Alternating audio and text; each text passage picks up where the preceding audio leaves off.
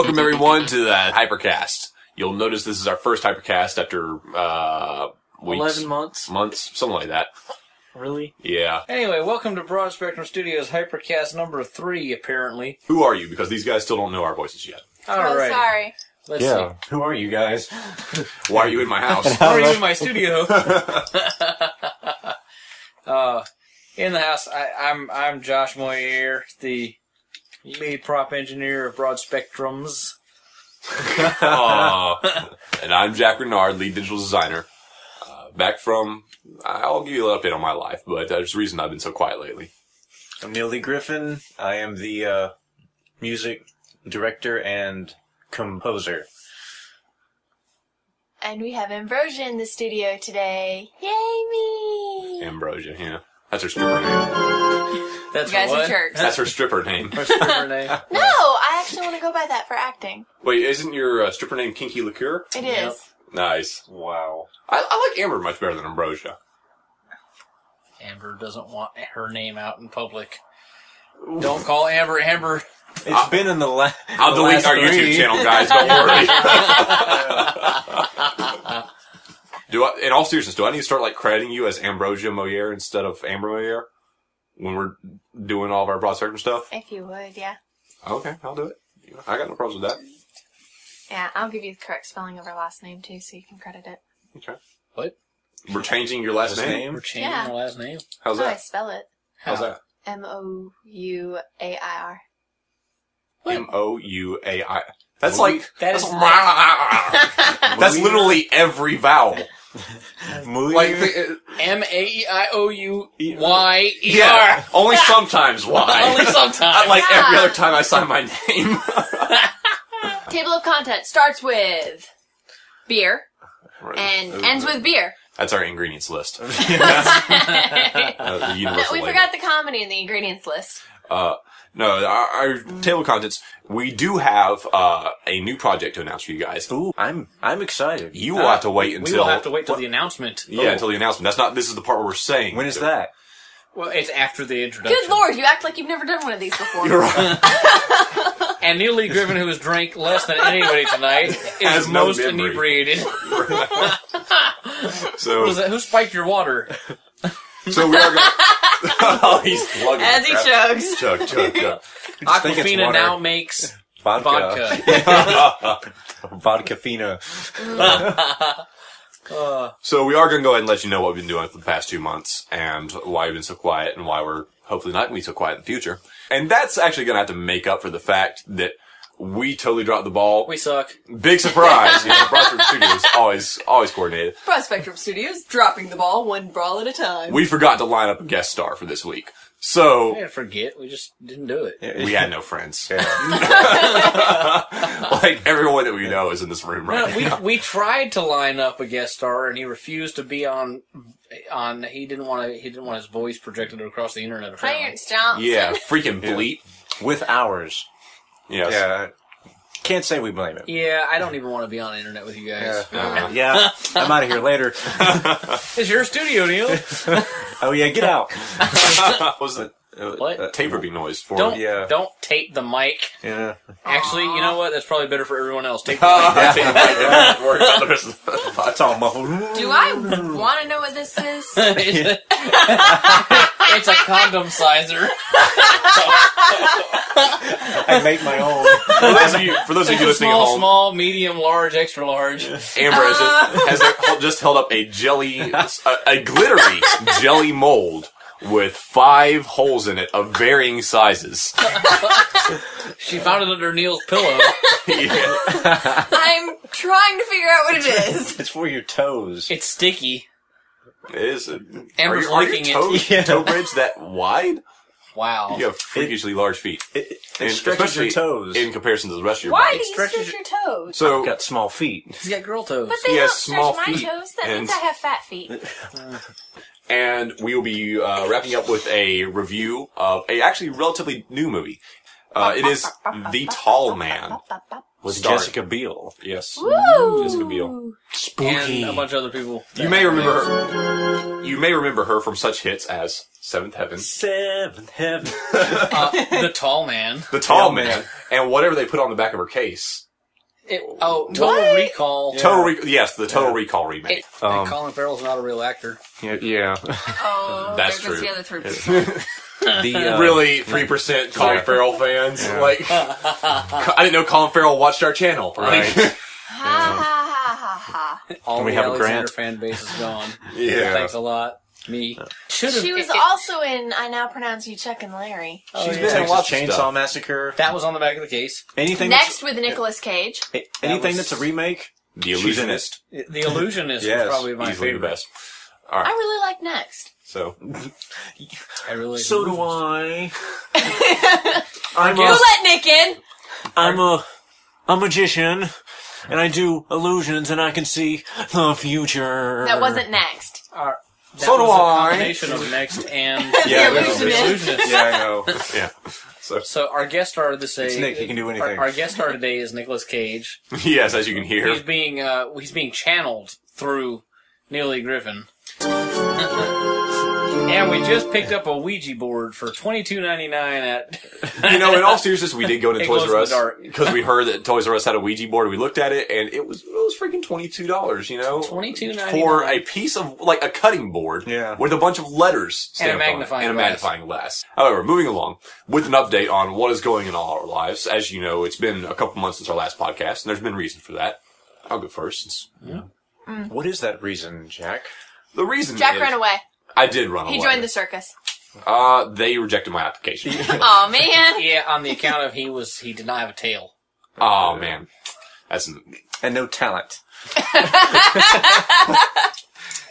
Yeah, there is that too. Sorry, you know, Jack. every podcast episode we mention Yeah. something more about my romantic interests, you know, and that I am still single. So to any of you I single think you ladies had out one of there, those. He's single. yes, I am You have single romantic and interests. I dig tails. So if you happen to have a tail, you know, I read an article online about whale tails here lately, being like a trending thing. whale tails, Yeah, like whale tails. like- Women, On the obese. no, not necessarily. I'd expect that. Yeah. It was an article. It was talking about whale tails, but it was these women that would they would take pictures of themselves like in a mirror or something, but they would like big bottom girls or something like that, and they would have their ass sticking up in the air and shoot a picture so it looks like a whale tail. And I myself moved out of state. I am no longer based out of South Carolina. I actually moved down to Georgia. I will be attending the University of Georgia for their journalism degree starting in the spring. So all you sexy ladies go visit him there. So I've spent actually the last 2 months of my life not only moving down to Georgia, but also renovating my grandparents' farmhouse, which is where I'll be living. It's a pretty nice place. It's very old, so I've had to do a lot of work on it, but I've got a lot of space for myself. I've got lots of, time and solitude in which to really practice and start working on refining some of my ideas. He has lots of cats. Lots of cats. Found some extra cats while I was down there, just throwing cats out to people. They give you a cat every time you cross the Georgia state line. But, He has one cat that beats the shit out of his cats. I do, and that really upsets me, but I don't know what to do with it. I'm too much of a pussy to sort out my pussies. So. And that's why he needs another one. I thought you were gonna cat that shit.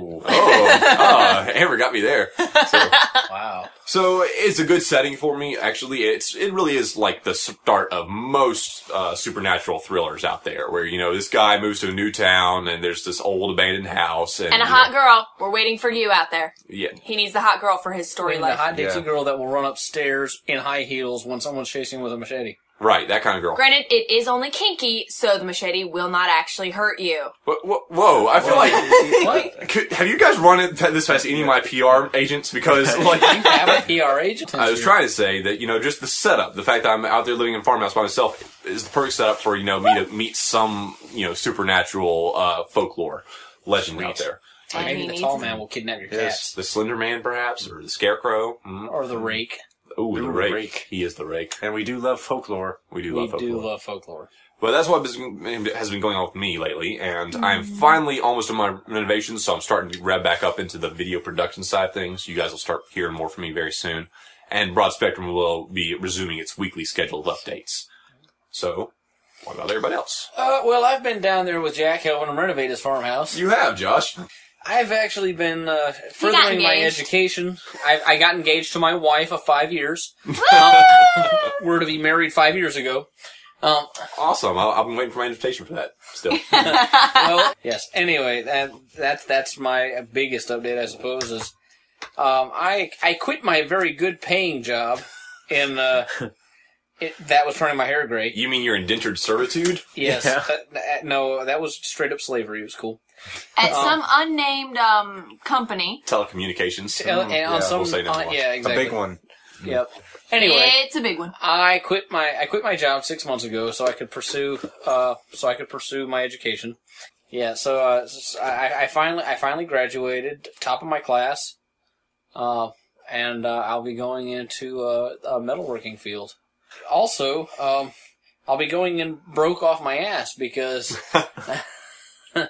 because all the money I made while I was going to school got taken from me. Both of your dollars. Both of my dollars are now in somebody else's pocket somewhere. If they're not being used to buy a 40. Yes, the wonderful Josh, if you have not seen the Fox 10 o'clock news as of Wednesday of... Fox Upstate, South Carolina. Yeah. You know, I know we have fans in Rwanda. Yeah, I don't think we have any fans in South Carolina. I'm pretty sure Rwanda is like it. 13-year-old Rwanda boys. Yeah. So anyway, look it up there. It's something about... I was robbed with a dart gun, so... Maybe it might have been a slingshot. I don't know. I was too drunk. What? No wonder you ran your car off the road. And the cops were chasing you. Maybe it would have started right back up. Maybe I didn't have a key in the ignition. Right.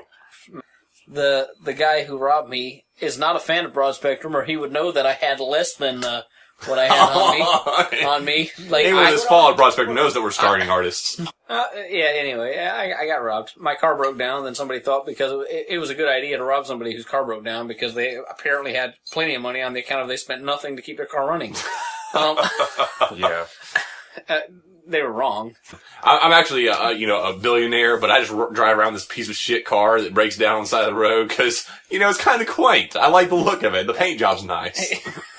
I mean, why would I be riding around in a Porsche with all this money that I have? Exactly. If I bought a Porsche, I wouldn't have all this money that I Right. have, So you broke down on the side of the road, and then somebody was nice enough to push me off the side of the road. Oh, that sounds like a good Samaritan there. It was very, very nice of him. I'm glad to know that you can trust people nowadays. Yes, he was extremely nice. He put his hands all over the glass on the driver's side and back Left window. lots of fingerprints. Left lots of fingerprints. Then pushed off the road, and then pointed the gun at my face and required my wallet, which I refused to give up. So I gave him the money out of it, all $2 that I was carrying. And if he had robbed me 2 days earlier, he might have gotten $12 because my wife and I went to the the Dollar Theater twice over the weekend. Somebody's balling. Yeah, well, he wasn't very happy that that's all I had, and then he wanted my phone, and I told him I didn't have one. And apparently, it was very convincing that because I was driving a broken down car and I had $2 in my wallet, that I probably wouldn't be able to afford a phone. All I got is this track phone, man, but it ain't for eating; it's just for looking through. Nobody else gets that.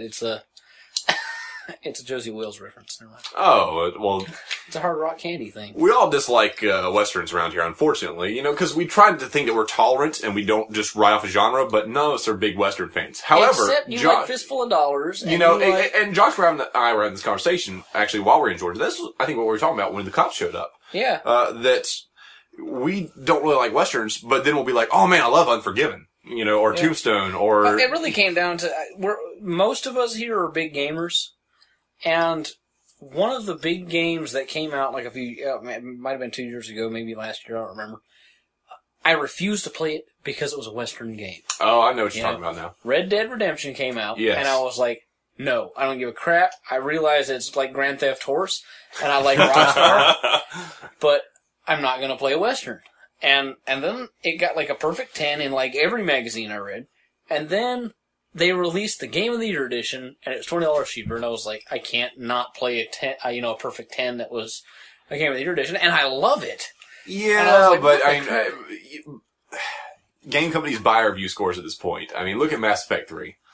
I don't think that there's any rhyme or reason. There is no logic or formula for a game review, because I remember reading a game review about Predator: Concrete Jungle, and it got like a 2.5, and they said that playing the game was worse than having the Predator's wrist blades stabbed into your groin, twisted, and then having the wound peed upon. And really, I loved that game. Now, maybe I would just suck, but whatever. And it might be my bias because You love Predators. I love Predators, but in my opinion, in the last decade, it was the best Predator game to come out. So I just wanted to see what your thoughts on the matter were, and what you thought, just out of curiosity. No doubt. About a hair, Nothing special. about a lips, Nothing special. about a face, Nothing special. about a kiss. Nothing special. So there's really nothing you see. It ain't for me. About a car, Nothing special. about a chest. I don't really know how to answer that. If you had to guess, Nothing special. about her eyes, Nothing special. about her hips, Nothing special. she's the best. Nothing special. About her work, Nothing special. about her talk, Nothing special. about her dress, Nothing special. about her walk, Nothing special. she the best. Nothing special. So, just to reiterate, there's nothing, nothing for me. Well, that's good enough for me.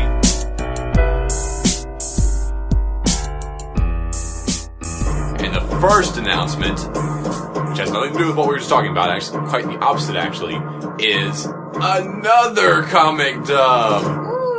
What? What? Yes! Again? Still not Metal Gear Solid 5. What? Again. 4. Whichever. What? It's Yeah. Metal Gear Solid 4. Everybody wants Metal Gear Solid 4. That's the one, yeah.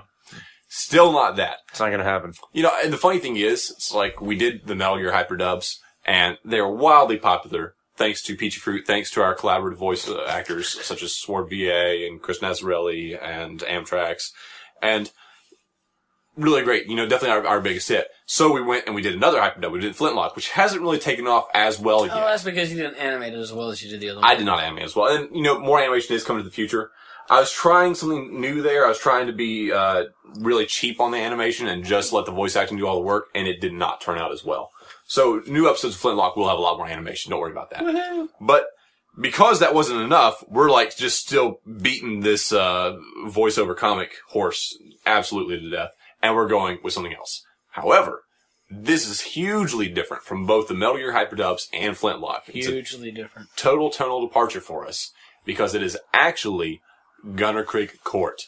Now, some of you out there might actually be familiar with this. This is a phenomenal webcomic, written and illustrated by Tom Siddell, who's kind of mysterious out there. Not many people know very much about him. I can't even say that we really are very close to him. If that is his real name. It might not even be. It might just be the Smoking Man. He could be the Smoking Man. But it's a comic that deals with just about everything you can think of. They work every mythology that you can think of into this comic. You have figures from Native American, Greek, mythology. So you have figures from alchemy. You know, the alchemy plays a huge role throughout it. And it's a great combination of zaniness and character-driven storytelling with like some really creepy kind of serious kind of stuff. And that's what we're most excited to tackle, because everything successful that we've done so far has been, at least to some degree, humorous. You know, even Guilty is kind of tongue-in-cheek in a lot of ways. Yeah. So, but our big passion isn't really humor. It's thriller, it's suspense, it's mystery and supernatural, you know? I don't know. Like, I know that we really do like mystery and supernatural, but I really feel like deep down that our biggest passion is telling a story. You know, you're right. And the thing that I'm most excited about with Gunner Creek is it gives us a chance to explore telling a story in a different way, in a way that we haven't told before. And I'll admit, like, I know when I was younger and I was growing up, I read comic books, you know, but I think I'm like 20 or 30 chapters into Gunner Creek. I can't really remember exactly which chapter I stopped on, but when I first started, I was like, it's just another webcomic. Nah. But I'm gonna try to read through a couple of these because we're gonna do them anyway. And I am hooked. This thing is awesome. It is. And Tom Siddell, he did his freaking homework, man. There's stuff in there that you wouldn't even understand. That like there's stuff in there that I'm sitting here. I came across some stuff just by happenstance that he had to have researched and figured this out. You know, names in this mean something. Yes. And I brought it up. I went to school for welding and metallurgy, and I came across something while I was doing metallurgy that pertained to this particular comic, I thought, and I brought it to everybody else, and we were like, holy smokes, you know? Yeah. I wouldn't have gone so far as to name my character something specific because it meant something to the comic. Absolutely. And Tom Siddell's an amazing creator. He has done a lot of research, and that's one of the reasons the comic's so strong. I think you're right. And I am really looking forward to seeing, any way that we can build off that ourselves and see if we can add an extra dimension to the story as well. And I really hope that he also enjoys what we're able to do with it. A fourth dimension. A fourth dimension, one might say. It's not a comedy series. And I couldn't say it's really a horror series or anything else. It kind of It's blends just a bit of supernatural. It's supernatural. Yeah, it blends a lot of different genres. If you like the X-Files, you'll like Gunner Craig. Absolutely. And in addition to that, in the way that the story is told, traditionally, a lot of stuff that we've done as Broad Spectrum has been very male-dominated. And that's something we've recognized, and with, even a couple of projects that are still waiting the eaves that we haven't announced yet, we're trying to see how we can get away from that, because we'd like to give a little bit more female voice to our productions. And Gunner Craig actually gives us a phenomenal opportunity for us to do that, because the main character and her secondary protagonist are both females. And the main character is actually going to be played by Amber. the person raising her hand you can't see right now. So Amber, tell us what's going to be, what your thoughts are going into Gunner Craig Court, knowing that this is going to be the first of one of our major productions that you are the star of. I'm excited! Excellent. I'm excited. Now, to kind of give the setting of the story, Gunner Craig Court details the story of this girl who's attending a school in the UK. Antimony Carver. And her experiences with supernatural and the paranormal while she's going there. There's a lot of mysteries. There's a lot of untold secrets that are being revealed as the comic progresses. And you spend most of the time in the perspective of Antimony as she tries to learn more about the school and what's going around her. Antimony Carver. So tell us about your experiences in getting into the role of Antimony, Amber. What kind of research have you had to do? What kind of journey have you had to go on as you're exploring the character? I attended Gunner Craig Court, which was the most exciting experience I ever had. Wow, she is head to toe legit. Want no cell phones in Gunner Craig Court. She is like the Kirk Lazarus of our voice acting community. When she takes up a role, she does not come out of character until the DVD commentary's done. And I mean, Jack, it's just been so emotional. Meeting the entire cast and everybody, they've just all come together so perfectly, and I can't even explain how perfect this experience has been for all of us. It'd be a lot more perfect for me if you weren't playing footsie with me right now. Yeah. That's me, Jack. Oh, hey, John. That's okay then. It is a female-dominated show, so that's a new direction for Broad Spectrum in regards to acting. But even though it's not really new on the count of what my department involves, with visual effects, it's going to be the same kind of animation that I've been doing. It is a new direction for the sound department, because this is going to be the first show that we are actually composing an original score for. Oh, yes. Woohoo, yes. So tell us about that. Working out for us. I went more so on the visuals than anything for the score. Mm-hmm. It's a school, so you want to convey that as well, and just, some oppression, and yet it's... Oppression goes very well with school. Yes, it does. Looking for some Saved by the Bell music? Not quite. That's not Saved by the Bell. That's not Saved by the Bell. That's not one for you. When you wake up in the morning and you're like, it's out of... Yeah, whatever. I don't remember it. I The only do. thing I remember Yeah. from Saved by the Bell is Wow, Topanga. honey. That's true. Yeah. I love Topanga Topanga. wasn't Saved by the Bell? No, that's Yes. Boy Meets World. Oh. My bad. No, Whoops. I was like, what I the don't crap? care Yeah. if she's hot. Those shows were wildly different. Like, who could ever A little confuse bit. Saved by the Bell and Boy Meets World? They're the Yeah. same fucking show, man. I mean, Yeah, that's like Charles in Charge and Family Matters. it's like Pan and Pin. It's alright, 'cause I'm saved by the bed. All right. Yeah, Good to know. okay. It's a small world after all. What is Gunner Creek Still Corp the wrong saying? song. So it's about this gothic school adjacent to these woods. Mystical Woods. Mystical woods. Very nice. Yes. So I took that, and it took a while to really come up with the main idea. But I'm really happy with it. It's got, it's a little, hoppy, because it's a school, and that's like adolescence, and you know, you're all strange and screwed up inside during that time, and some of you, never grow out of that. And that's okay. I have that mixed in with the, gothic, overture-esque themes and the darkness and, all that, and I'm excited about it.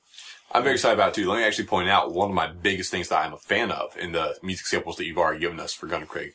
Is It's amazing. It is amazing, but for a lot of different reasons. And one of them is anytime you deal with a gothic, dark kind of atmosphere, there's this tendency to always default to the Danny Elfman, you know? Yeah. And I'm not going to say that you totally forsake that, but you explore it in a new way. You know, it is dark in a lot of ways, and it's, you know, mysterious, but you don't just rely on bells and strings and traditional arrangements like what you would see in any given Tim Burton movie.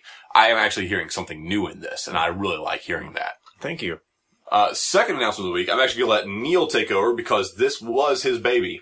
Well, hi, I'm Neil Lee Griffin. How are you guys? The next record I'm working on is a chilling collection of tales deep in the woods, forgotten by time.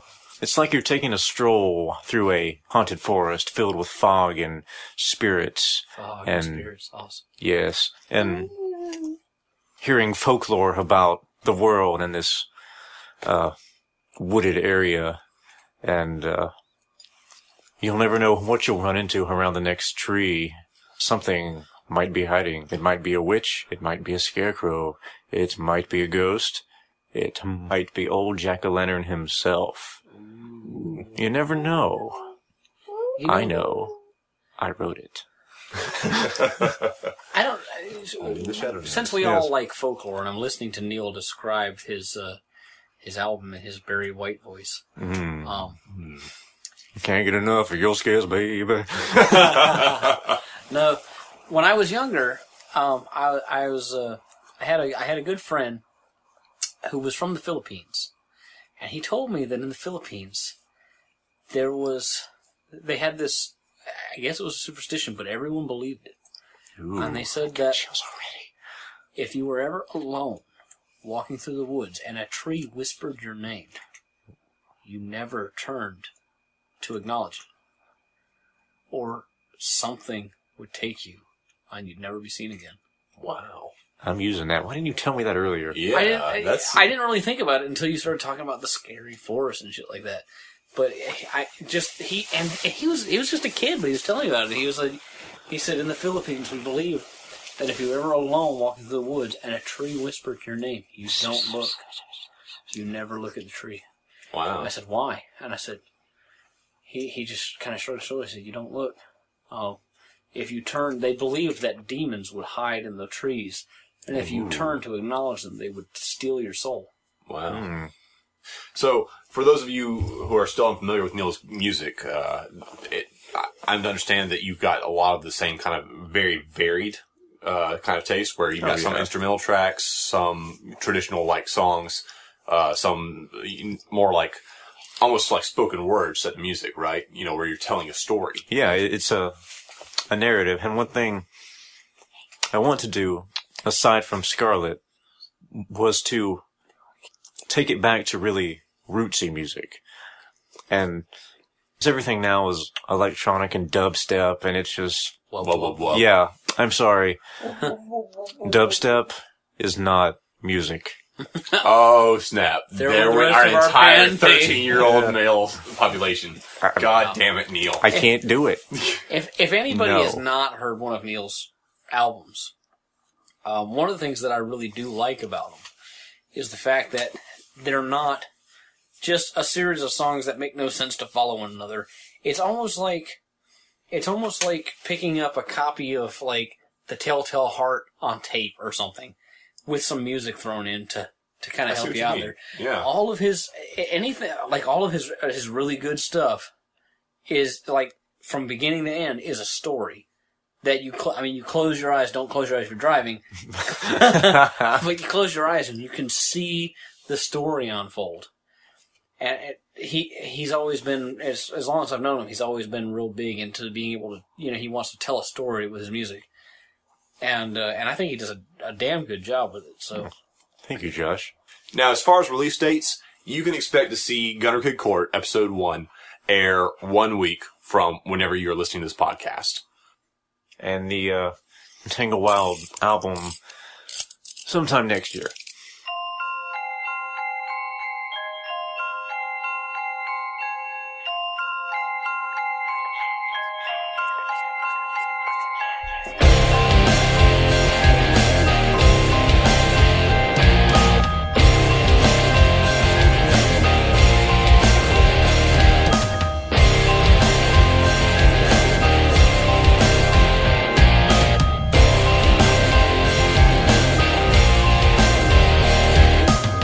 On top of the world, ready to jump, holding back your lonely tears up, a past you can't escape from anymore. Hiding behind all the enemy lies, swimming in the rivers of sadness, drenched in the fear of falling into madness. Climbing the walls just to keep falling down.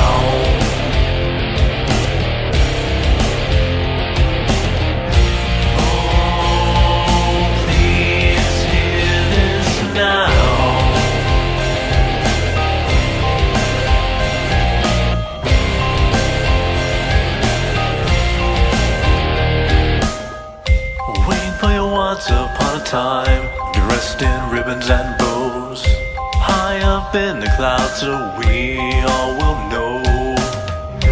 Hiding behind all the enemy lies, swimming in the rivers of sadness, drenched in the fear of falling into madness.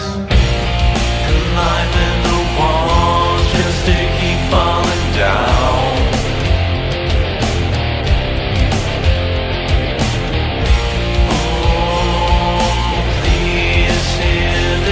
Now I can't. I love it. I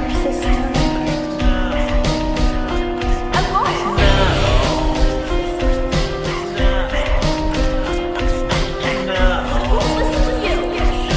I'm afraid I can resist now. Peace by peace.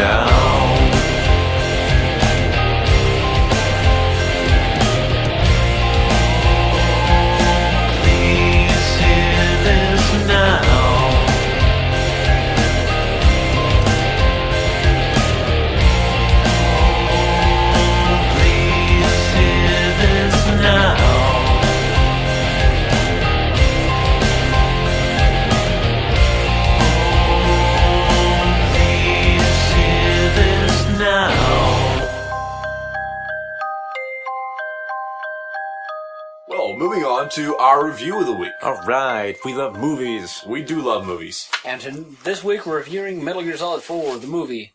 By Brushwood Studios. It still hasn't been made. That's the end of our review. And there will be. What do you... Let's review... The Tall Man, starring Jessica Biel. Spooky title. He is written and directed by Pascal Laugier. And I'll let anybody else take a crack at that if they want to.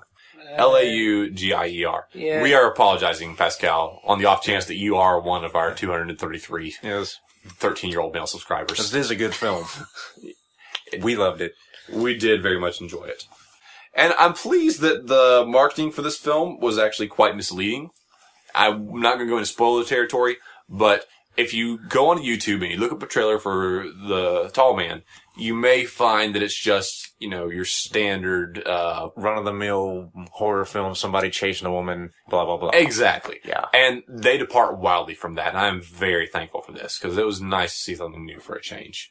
So we're going to go around now and break it down into our respective dimensions. Jack Renard here with the Fox Eye Digital Visual Dimension.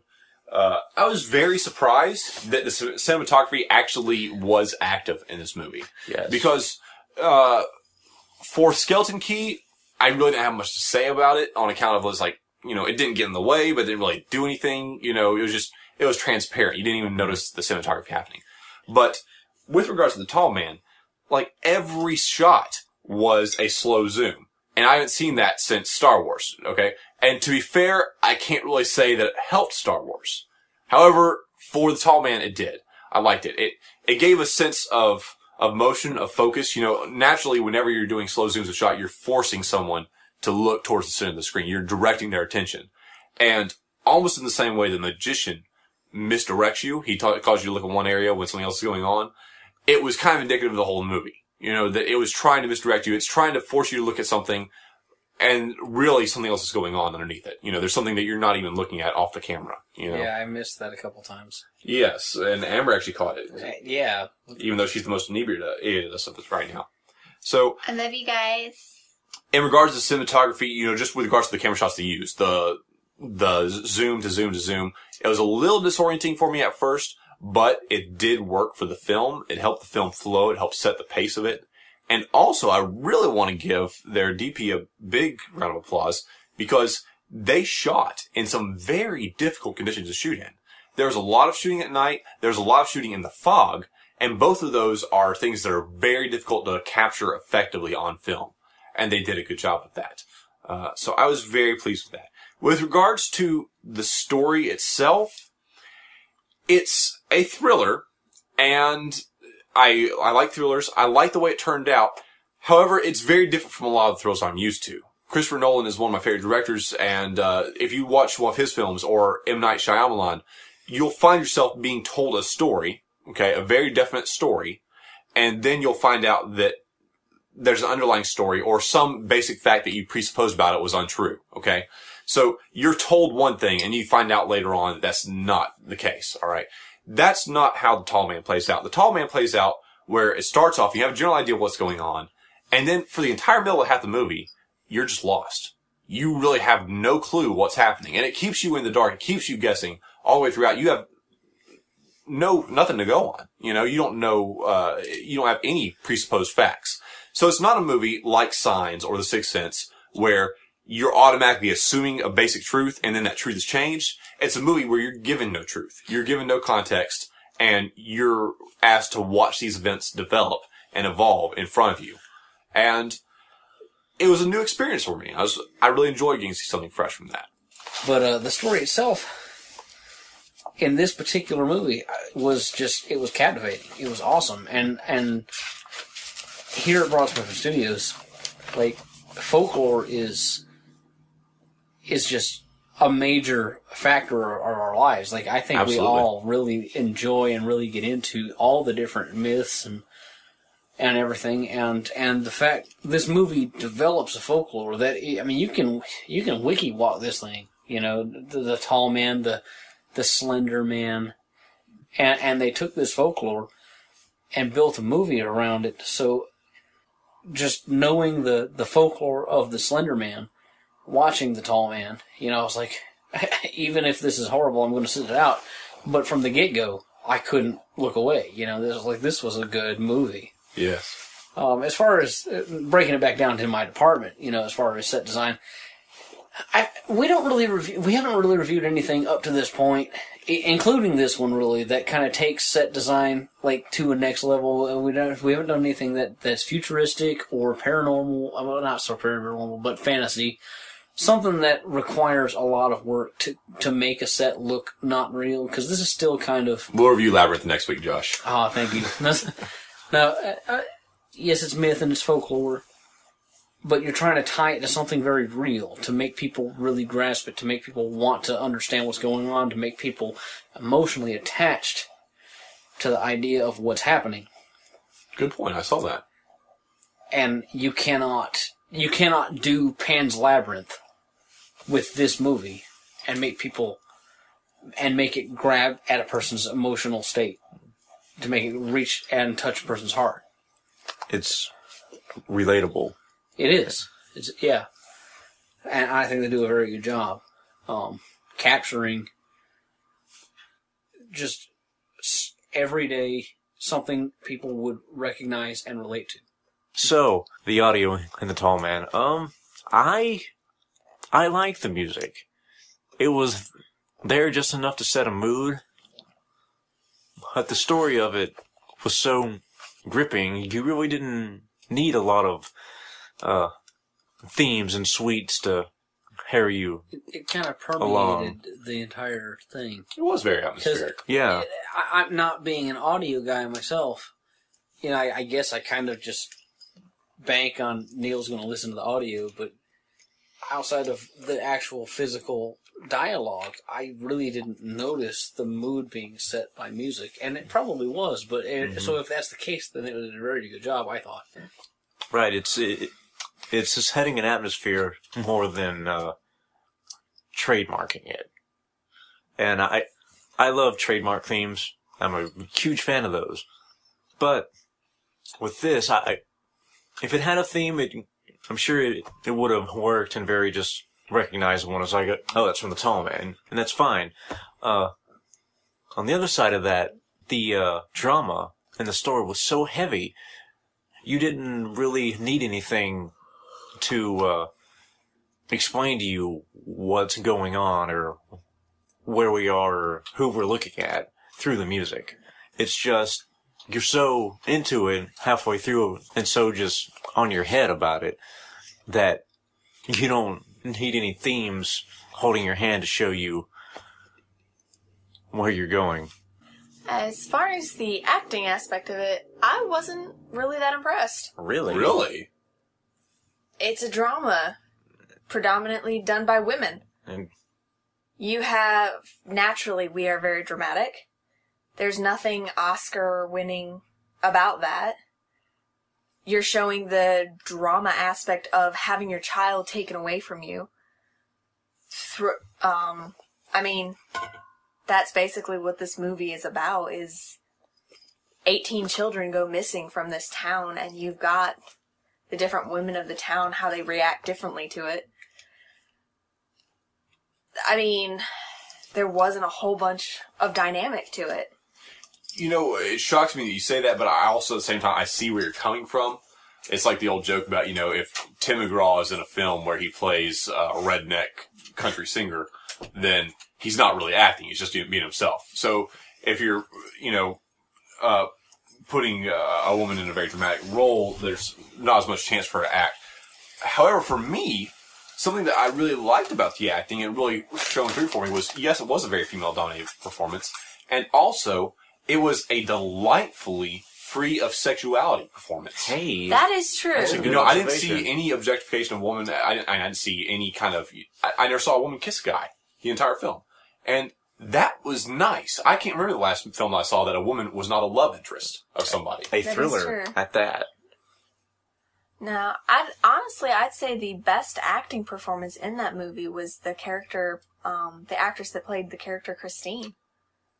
Really? Really? Really? Because you don't know her character. You don't understand what's going on. She goes from being frightened to being everything else that this movie portrays her to be, and then suddenly there's a twist to it, and it's like, whoa, you never saw that coming from her, because she was frightened, but now she's this, and now she's doing this? And I know I'm being very vague here, but you'd have to watch the movie to actually understand it all, but you'd We're get not trying it. to spoil anything. Yeah. It's just, her character is incredibly dynamic. There was no one set path for that character. It's something's going on.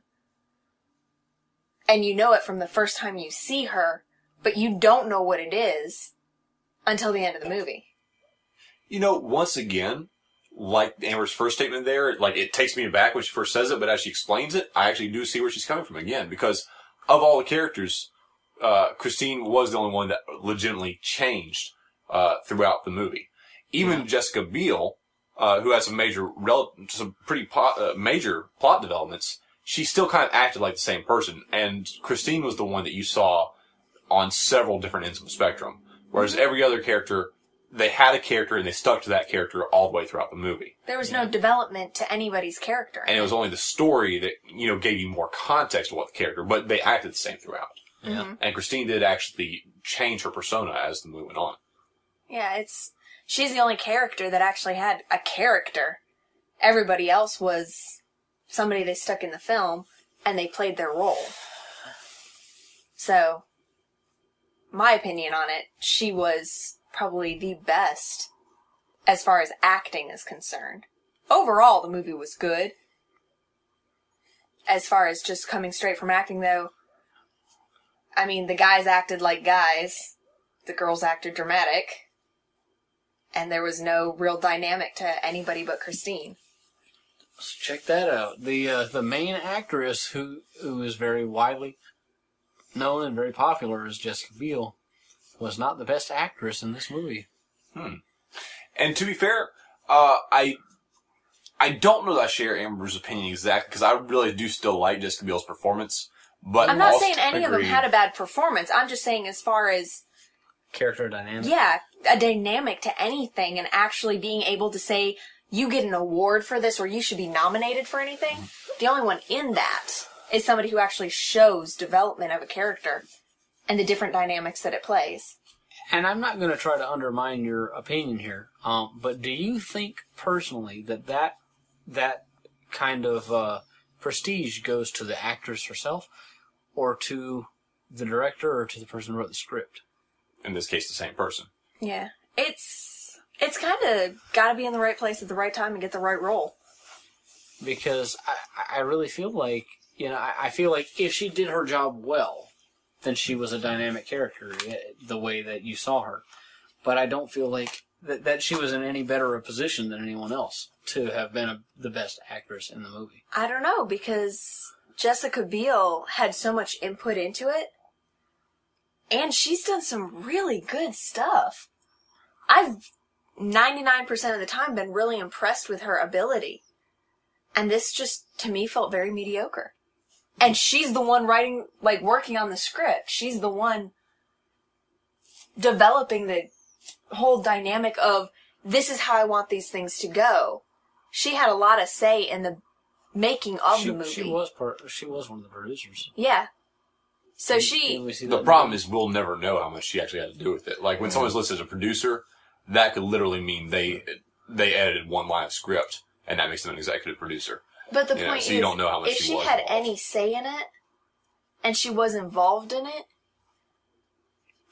I mean, coming from my perspective of what I've done with acting, the directors are very open to taking in suggestions, especially when it comes to what is going to give you the best acting ability, what's going to make for the best movie. And to be fair, I think I speak for both Neil and myself, possibly Josh as well, when I say that we have an unhealthy bias towards Jodelle Ferland because she played in Silent Hill and Kingdom Hospital. She's just an actress we like to watch anyway. So it's harder for us to objectively grade Jodelle's performance, at least, because I just saw her and I'm like, oh, cool, it's the chick from Silent Hill. I instantly like her, no matter what she does.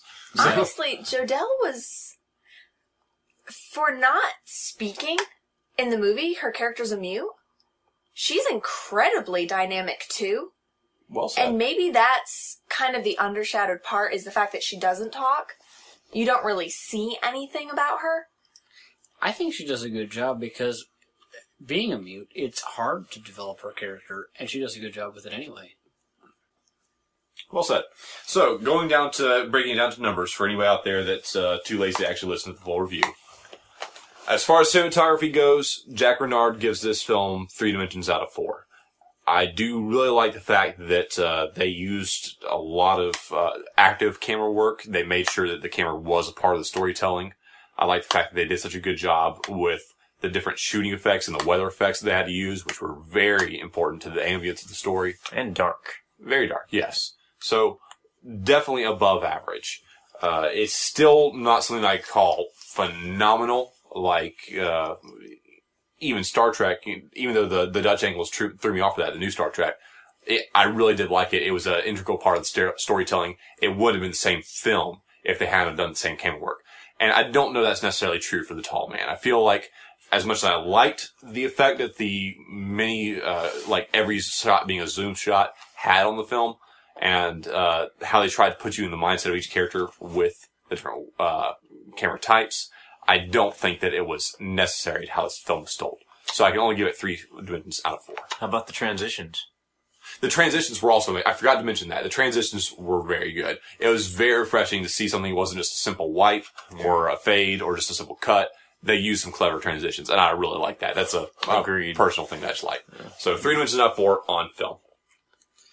I'm probably going to give it a 3 dimensions out of 4 on prop and set design. Also, it's very hard for me to give a 4 on prop and set design if we don't actually have any actual real design, and I don't feel like that was the case in this one. I feel like what we had, we already had available, and we worked what we had. Yeah, but I feel like I can't give it a 2 because I feel like it fit the story extremely well. There isn't any creative props, you know. We had mostly costume design, and being a modern age film, everything just kind of fits with something you could buy off the shelves at your local JCPenney.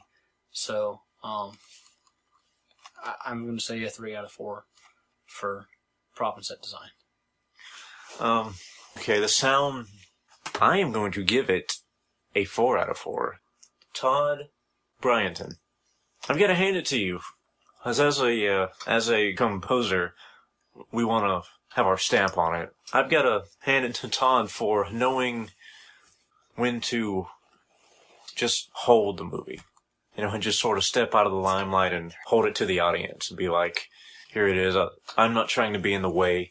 The story is written so well that it's all in the dialogue, and that's really all you need with, you know, just a little bit of ambience to set the mood with the music. And I enjoyed it, so 4 out of 4. I know everybody's going to hate me, but from the acting aspect of it, I'm going to have to give it a 2 out of 4. Ooh. I mean, ouch. Good script. Sorry, Jessica. It was a good script. The actors did well in what they did, but as far as actually doing anything impressive, I mean, the character of Christine and the character of Jenny were the only people that actually impressed me. And one of those is because she had a dynamic character that she played up really well and actually showed what she was supposed to. And Jenny, who, you know, shows the dynamic of her character just by being a mute and not actually being able to say anything. She had a much harder job convincing the audience of who she was. So to have an entire hour and 40-minute movie and only 2 characters that aren't even the main characters being the only real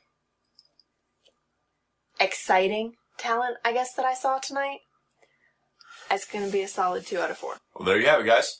All of our scores weighted together. 3 dimensions out of 4 for The Tall Man. Keeping in mind that 3 out of 4 is not bad. It's better than Ghost Dog Dog got. 9.5 out of 10. Yes. Since we're only using 4 dimensions here. Exactly. So. Yeah, anything that we give a review of 3 or higher, I watch. You need to watch. And I feel comfortable with that because of the 3 things reviewed so far, Skeleton Key, Prometheus, and The Tall Man. Yep. They're all movies I consider very good movies, and I would recommend to anyone. I do feel like we were probably a little more lenient than we should have been on Prometheus. But you guys probably were, but for me, I still stand by. I still think it deserves a watch. Mm. For now, 3 out of 4. Tall It's Man, a good movie. 3 out of 4. Go watch it. So as we said, just to recap, make sure that you look for Gunner Creek Court, episode 1, rolling 1 week from when you are listening to this today. And The Diary of Scarlet Crow is available now on Amazon.com and Earshot for you local folks. Hey, I'm Yoko by CD. Yeah. Stay scared. All right, guys. Have fun. We'll talk to you later.